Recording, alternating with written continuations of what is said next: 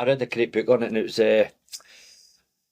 Hunters and Farmers. I think it was called the Farmers and the Hunters, or the Hunters and Farmers. But look for this ADHD, and they talk about it as like that.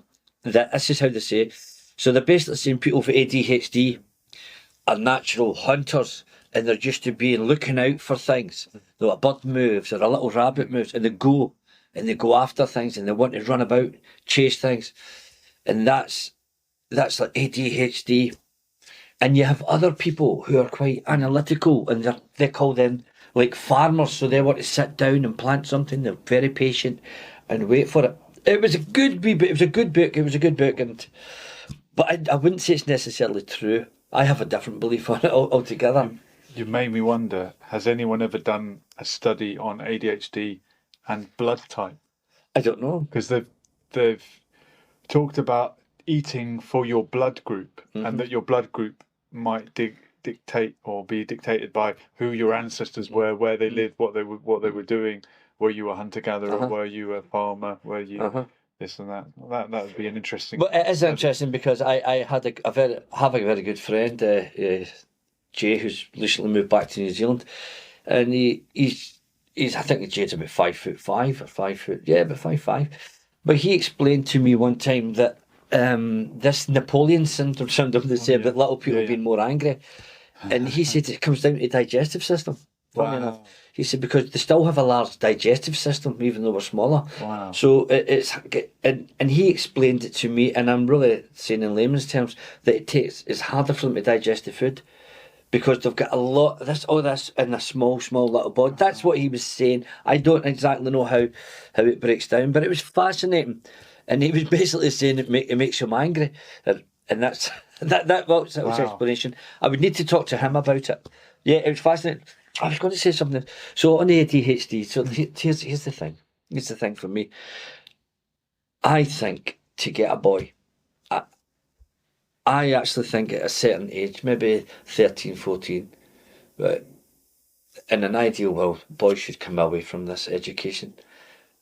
Leave it for the girls, think about them as the farmers, leave them to farm, take the boys away and give them more of a rite of passage, rather than sitting down and you have to be quiet and you have to learn this subject that maybe you've got no interest on whatsoever. So if you've got no interest on something, you'll be looking out the window, you'll be looking all over the place, and before you know it, you'll be on drugs, because someone could be saying this boy's got ADHD, well really he just isn't interested in it. His brain's firing off all these neurons. He's 14 years of age now. He's wanting to get busy. He wants to get out. He wants to feel the air. He wants to run about.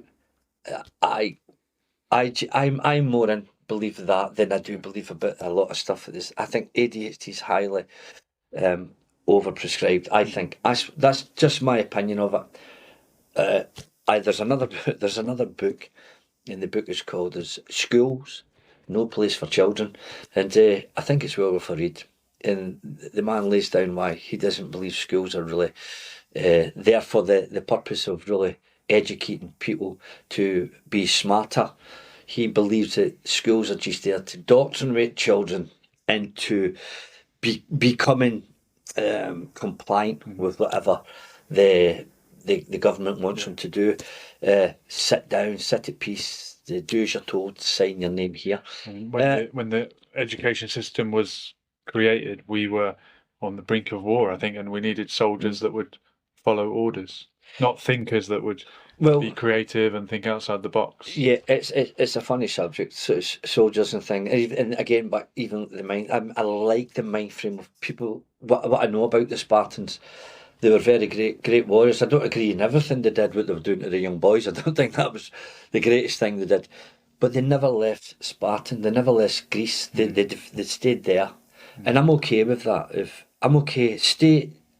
you want to have an army, I think that's fine to defend yourself. I'm a pacifist, incidentally, but I think it's okay to learn to defend yourself. But I don't think you should be kicking down doors in other people's houses and going in there and telling them what to do. That my belief is that. But to go back to sort of ADHD and things, I think that the meta affirmations is good for kids who they say they've got ADHD. I think if you're medicating a child so that they can sit in a classroom, slow them down, so they can stay with the teacher. Maybe you should give the teacher the drugs. They're the adult and they can speed up and keep the kid more entertained.